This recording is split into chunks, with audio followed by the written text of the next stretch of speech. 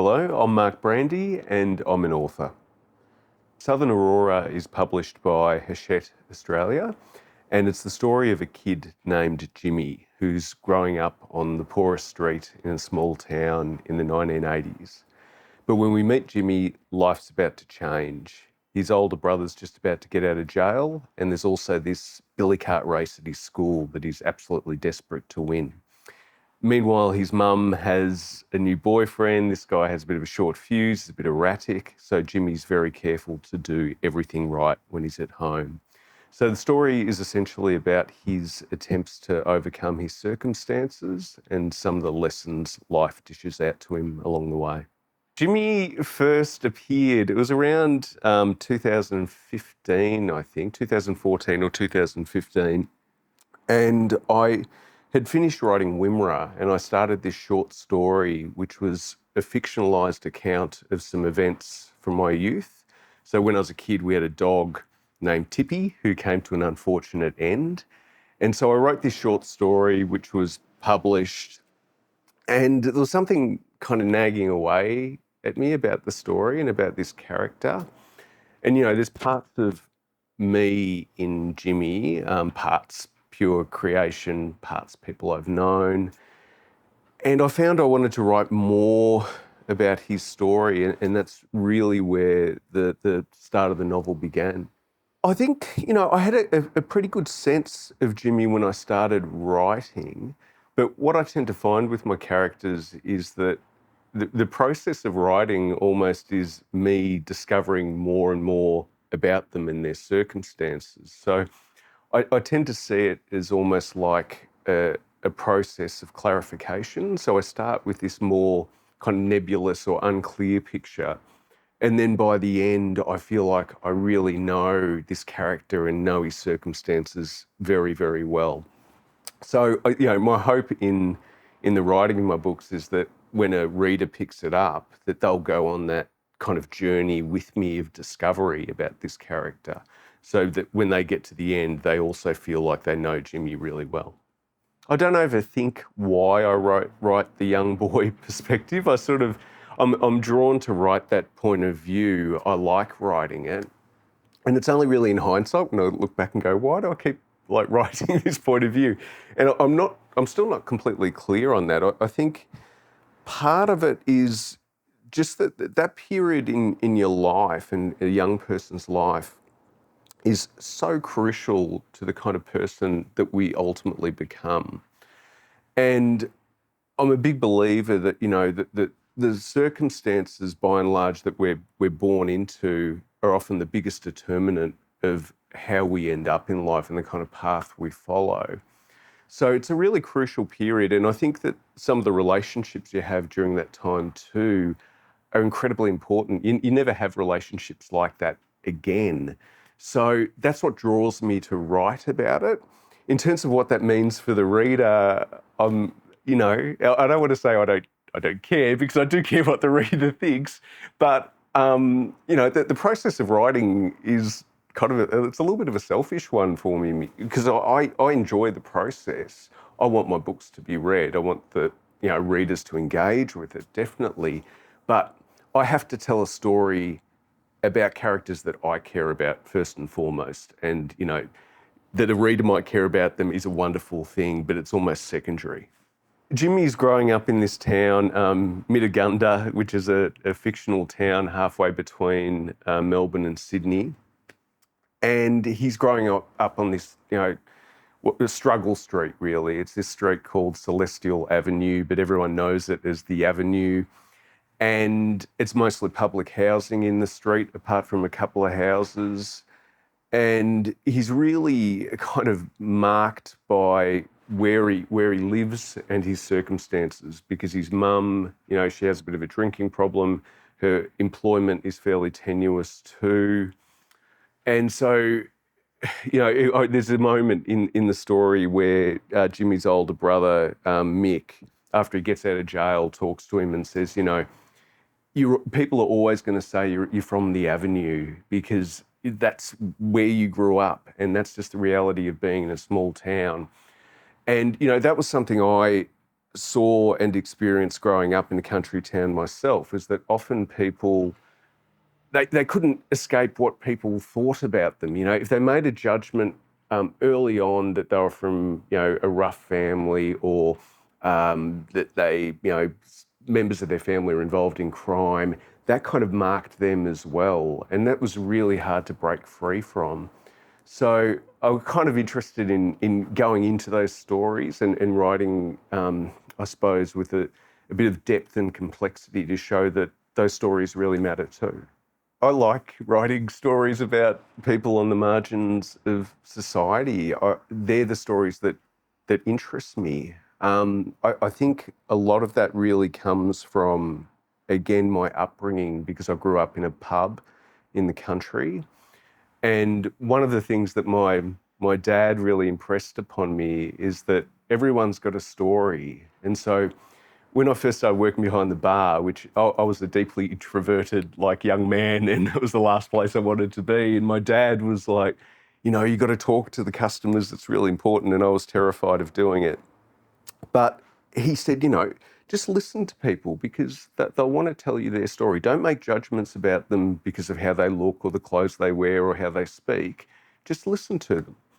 And that was a really great lesson, because I learned that often these people had the most incredible stories, and they might have had, you know, one bit of bad luck, and then their life was just completely thrown off track, and they ended up in kind of pretty bad circumstances.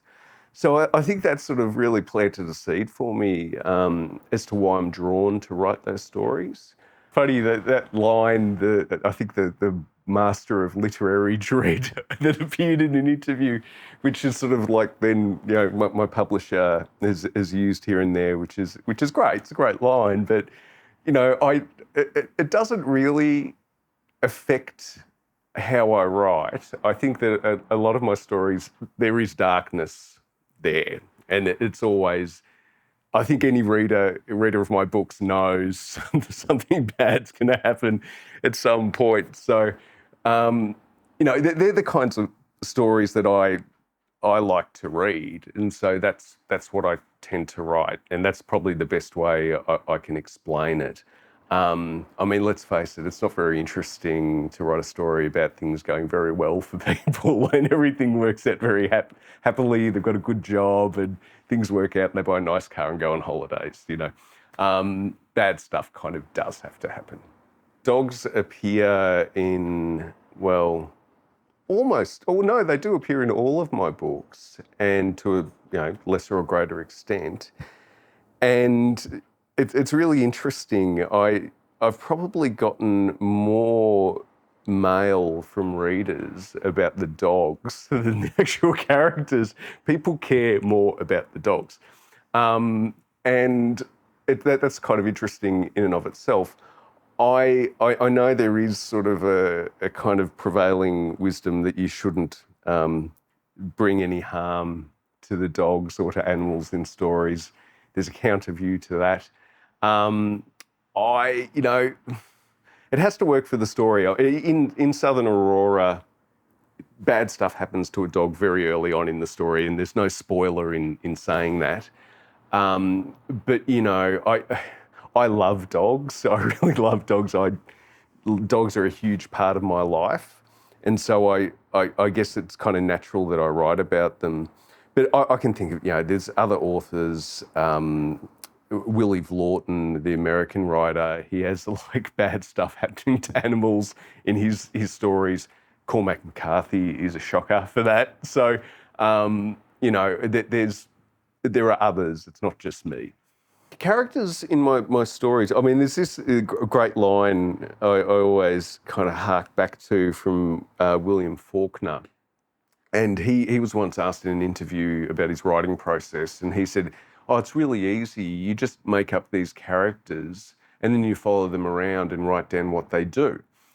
And, you know, he was being a bit facetious in saying it, but to some extent, that is kind of reflective of my process. I do feel like I am following the characters around. I have a sense of where the story might be heading, you know, maybe a chapter or two ahead. and I'll have a very vague idea of the bigger picture of where it might be going to. But as I come to know the character better and better as I write them, what they will do or won't do in a given situation will become much more clear to me. So sometimes what I thought they might do a chapter or two ahead, I think by the time I get there, they're not going to do that. They're a little bit different than I thought. So, it sounds like one of those really kind of pretentious author things to say that, oh, my characters tell me my stories, but they kind of do. They're obviously created by me. There's no kind of strange alchemy going on, but it's what keeps the process interesting. The writer's brain, I think, that varies from writer to writer. But for me, I think I am always on the lookout for new material, and it can be from the strangest places. You're not even conscious of it a lot of the time, but you'll hear a bit of dialogue, you'll overhear something on public transport, you'll read something in an article or in a book, and then, you go, oh, there's something in that. And I've got this document called novel ideas. It's not a very creative name, but I jot everything down in that document. And, sometimes I don't even go back and read it, but it sort of kind of lodges things for me in a way. And so when I get ready to write, it's almost like this big build-up that occurs. And then when I sit down to write, I'm really feeling ready, if that makes sense. But yeah, you never completely switch off, It can be the smallest things that can spark an idea. The acceptable distractions from writing, I used to, I'm a big procrastinator when I'm actually drafting. So I find that I will do every job in the house that needs to be done, even down to starting renovations, painting walls, things like that, before I actually write. I now look at that somewhat charitably as part of my process. So I sort of think, I have to do that in order to sit down and write. Acceptable distractions from writing, there are very few, I'd have to say. When I'm drafting, if I'm in a story, it's very hard for me to step away from it. Part of that is by necessity, because if I leave the story for too long in those early stages, I kind of lose the threads of where I was at and what I was thinking at a given time. So I feel like I need to be working on it every single day while I'm drafting. Things that'll pull me away usually is family stuff and my dogs, So I think those things are acceptable. The writer's life, I think, it's great in a lot of ways. I like working for myself. It's really good, but it can be very unhealthy too, because you're spending a lot of time on your own. So it's very important to still maintain those social connections so you don't lose the ability to converse with people, essentially, because, you're sitting there up in your room all day. Yeah, it's not the best thing for you. I mentioned Cormac McCarthy earlier. At the moment, I'm reading The Passenger. I think it was his second last book before Stella Maris. So I'm about halfway through that, and I'm enjoying it. I'm reading it very, very slowly. The other book that if I can cheat a little bit, one I read recently, which is an older book, which I very much enjoyed, was Raymond Gator's Romulus, My Father, which is a memoir of his time growing up in the 1950s in central Victoria. And it's just an incredible story, an incredibly human and beautiful story, but told in this very unsentimental, very direct way. And I really, really enjoyed that. It's a terrific book. I'm working on something at the moment, and I am one of those superstitious people who don't like to talk too much about it, but I have completed a first draft, and I'm contracted to deliver it by, I think, middle of next year, so it should be out 2025. I'm in that stage now of having a bit of a break from it between drafts because I've been doing all the publicity and things like that. So I'm really looking forward to going back and working on it again. Oh, it was a pleasure, Katie. Thank you.